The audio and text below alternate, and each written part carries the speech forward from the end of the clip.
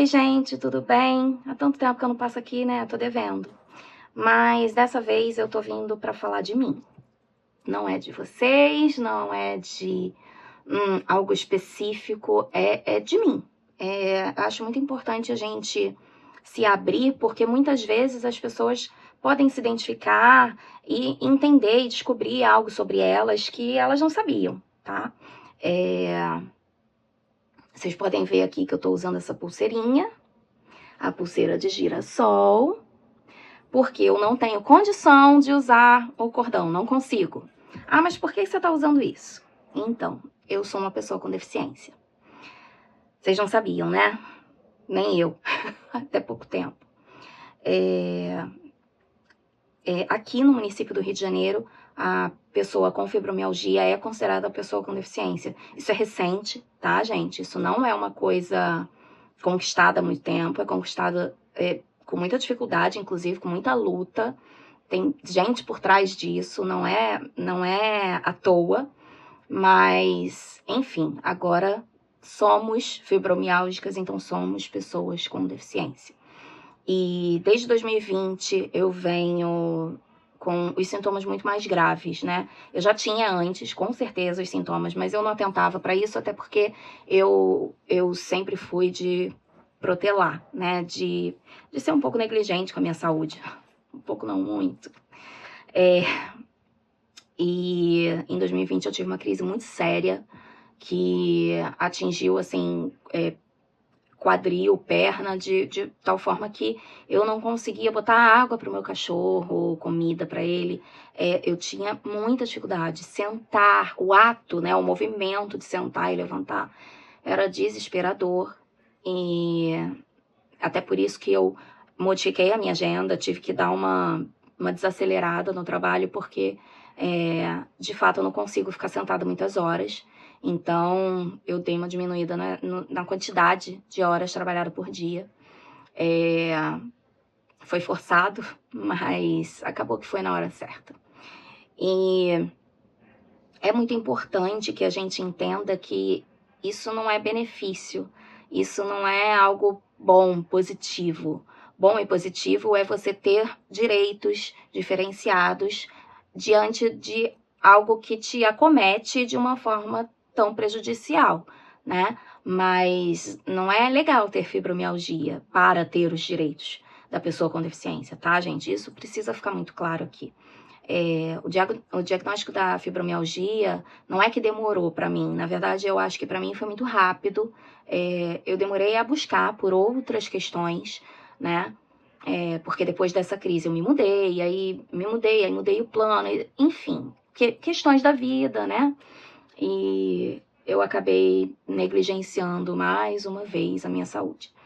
Até que eu precisei ir à psiquiatra por um outro motivo. No ano passado, no início do ano passado, 2023, e aí eu consegui entender que o que eu tinha era fibromialgia. Então, quem diagnosticou em mim foi a minha psiquiatra maravilhosa. Acho importante dividir isso com vocês, e acho importante também dividir com vocês que, e isso é mais recente ainda na minha vida, isso é dessa semana, mais precisamente, eu não sou uma pessoa com deficiência desde o momento em que foi sancionada a lei aqui no município do Rio. Eu sempre fui uma pessoa com deficiência. E isso para mim é muito impactante. É muito sério. Mas é de uma libertação, explica tudo.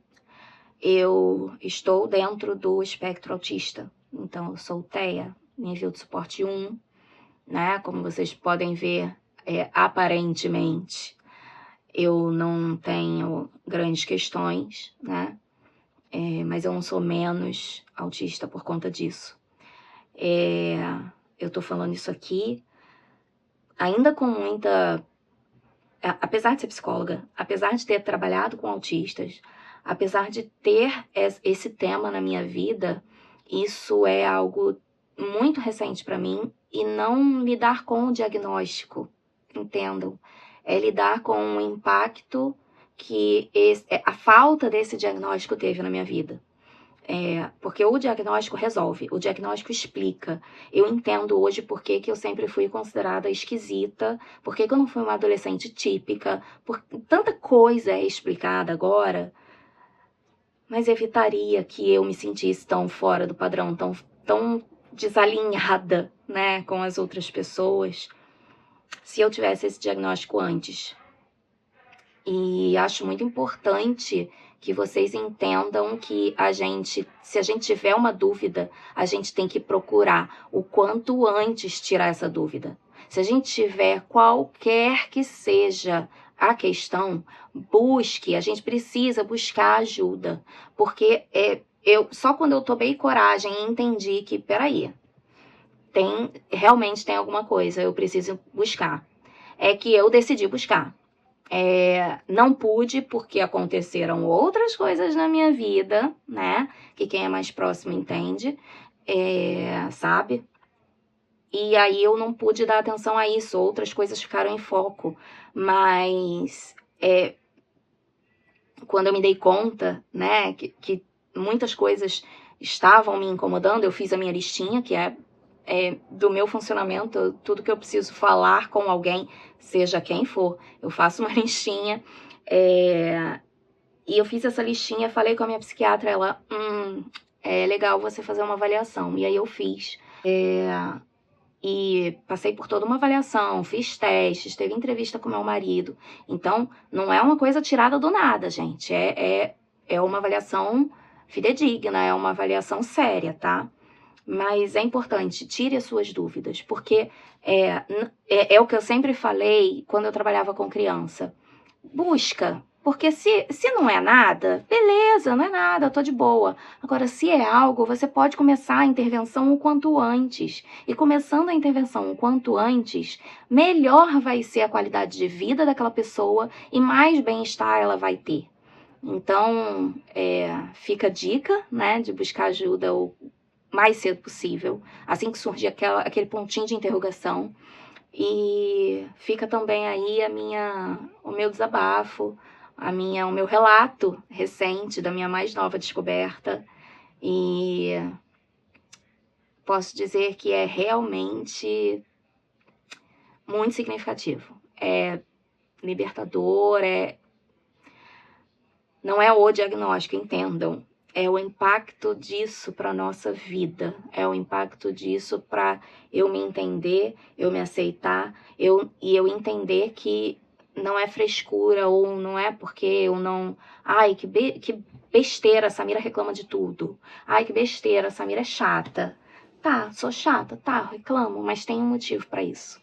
O meu funcionamento é outro.